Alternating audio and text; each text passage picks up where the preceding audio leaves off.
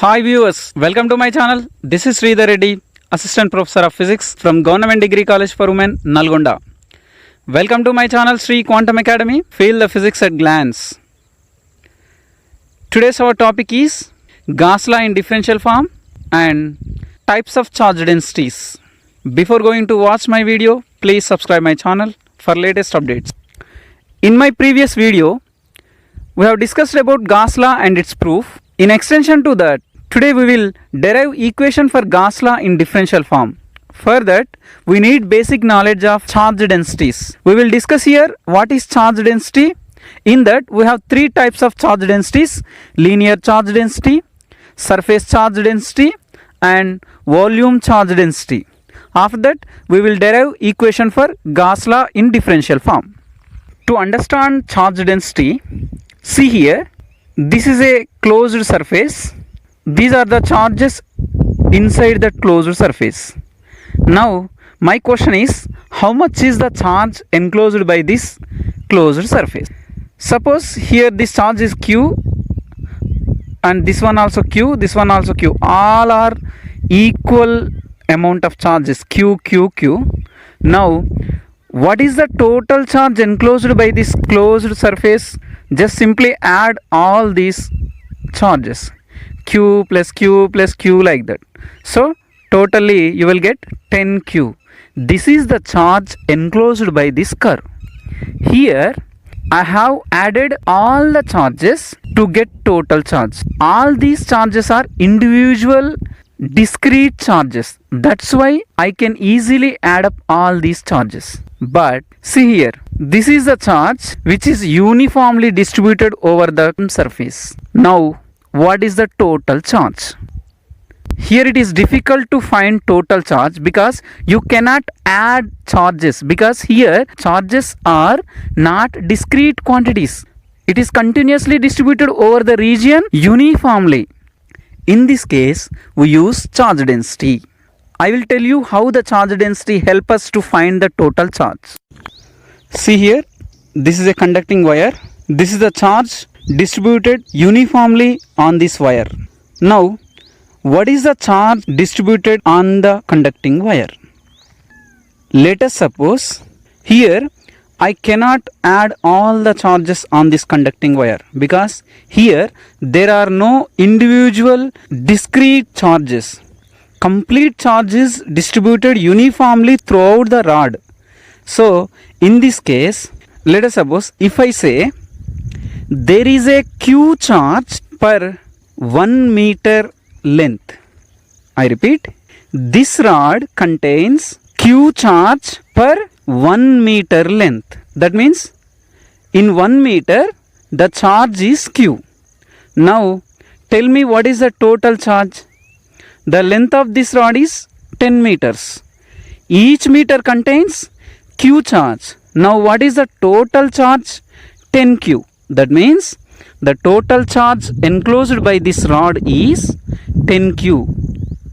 This can be calculated only if you know that Q charge per 1 meter distance. This is called linear charge density. That means charge per unit length. Meter means distance. 1 means unit. That means if you know the charge per unit length, then you can find the total charge distributed on this rod. Now see here, this is a square with side 4. Now the area of this square is 4 into 4, 16 meters square. Okay. Now what is the charge enclosed by this square? If I know 1 meter square area contains Q charge, I repeat, if I know 1 meter square area contains Q charge, then my total charge is, how much is the area? 16 meter square. I have 1 meter square area contains Q charge, then my total charge is 16Q. Now here I need knowledge about how much is the charge per 1 meter square area. 1 meter square means it is surface area. That means it is two dimensional. This is called surface charge density. Surface charge density means charge per unit area. Similarly, if I have a sphere, now charge is uniformly distributed on the sphere. Now here you require the knowledge about volume charge density, three-dimensional charge density, right? First one, linear charge density. Linear charge density is defined as the charge per unit length. It is denoted with lambda. Lambda is equal to Q by L. Q is the charge distributed and L is the total length of the wire. Units are coulombs per meter. Let us suppose this is a wire on which Q charge is distributed uniformly. The linear charge density is lambda. Now this is a small length dl. Then what is the charge on this line segment? Since lambda is charge per unit length, how much length I require? dl length. Now my charge dq can be written as lambda into dl. Lambda is charge per unit length. For what distance I am asking? For dl length. So now my dq is equal to lambda into dl. Now to get total charge, I have to integrate both sides. If I integrate, total charge q is equal to integration lambda dl. Here integration with respect to length, that means integration with respect to one dimension. That's why I use only single integration line. This is called line integration or linear integration. Next, second one, surface charge density. Surface charge density is defined as the charge per unit area. It is denoted with sigma. Sigma is equal to Q by L. Q is the charge enclosed by the surface and A is the area. Units are coulomb per meter square. Let us suppose this is a surface. Now I am taking a small surface area ds. If the sigma is surface charge density, that means charge per unit area. Now what is the charge enclosed by small area ds? The charge enclosed by the small area ds is dq. That can be written as sigma into ds. Sigma is charge per unit area. How much area I require? ds area. That's why dq is equal to sigma into ds. To get total charge, what I have to do? I have to integrate within the limits. If I integrate both sides, total charge q is equal to integration sigma ds. Here I have to integrate with respect to area, that means two dimensions. That's why we have to integrate twice. That is indicated with surface integration. You have to use two integration lines. Third one, volume charge density. Volume charge density is defined as the charge per unit volume. It is denoted with rho. Rho can be written as Q by V. Q is the charge enclosed by the surface and V is the volume. Units are coulomb per meter cube.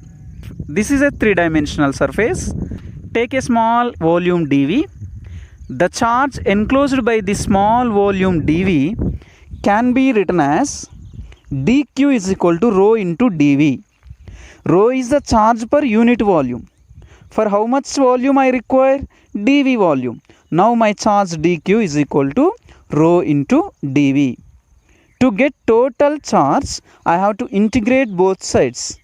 Now if I integrate, total charge q is equal to integration rho dV. Here integration with respect to volume, that means integration with respect to three dimensions. That's why I use volume integration. I have to use three integration lines. This is called volume integration. First, what is Gauss law? According to Gauss law, the net electric flux through any closed surface is equal to 1 by epsilon naught times of the net charge enclosed by that surface. That means if Q is the charge enclosed by the surface, now electric flux phi is equal to 1 by epsilon naught into Q. Electric flux also can be written as phi is equal to integral E dot ds, that is equal to Q by epsilon naught. If I remove dot product, I can write phi is equal to integral E ds cos theta is equal to Q by epsilon naught. Next, we derive equation for differential form of Gauss law. For that, what is Gauss law? Phi is equal to integral E dot ds is equal to Q by epsilon naught. That means integral E ds is equal to Q by epsilon naught. Q is the charge, epsilon naught is the permittivity of free space. This is equation number 1. Let us suppose rho is the volume charge density. From the definition, rho is equal to charge by volume. That means rho is equal to Q by V. Let us suppose if I consider small volume dV, then the charge within the small volume is dq. Now my dq can be written as dq is equal to rho into dV. If I integrate both sides, then total charge q is equal to integration rho dV. Here integration with respect to volume, that means we have to use volume integration, 3 integration lines. This is equation 2. Now substitute equation 2 in equation 1. What you will get? Integral E dot ds is equal to 1 by epsilon naught into Q. Q means volume integral rho dV. Bring 1 by epsilon naught inside the integration, then integral E dot ds is equal to volume integral rho by epsilon naught into dV. That is equation 3. You have studied Gauss theorem and Stokes theorem in vector analysis. I will use that Gauss theorem here. Gauss theorem in vector analysis says that if A be the any vector field, then the surface integral of that vector is equal to volume integral of divergence of that vector field.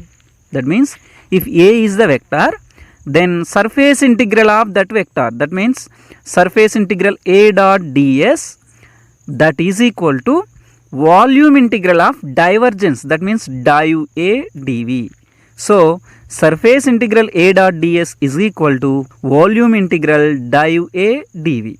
If I rewrite this equation with respect to electric field, just replace A with E. What I will get? Integral E ds is equal to volume integral div E dV. This is equation 4. Now you see equation 3 and 4. From equation 3, left side is integral E ds is equal to. Equation 4 also, left side integral E ds is equal to. That means from equation 3 and 4, left hand sides are equal. So you can make right hand side also equal. If I do that, volume integral div E dV is equal to volume integral rho by epsilon naught into dV. If I remove both sides volume integral, then what I will left with? Div E is equal to rho by epsilon naught. Div means del dot E is equal to rho by epsilon naught. Here del is del operator. I dou by dou x plus j dou by dou y plus k dou by dou z. Del dot E is equal to rho by epsilon naught. This is called differential form of Gauss law. Thank you. Please watch, share, comment my videos, subscribe my channel for latest updates. Thank you.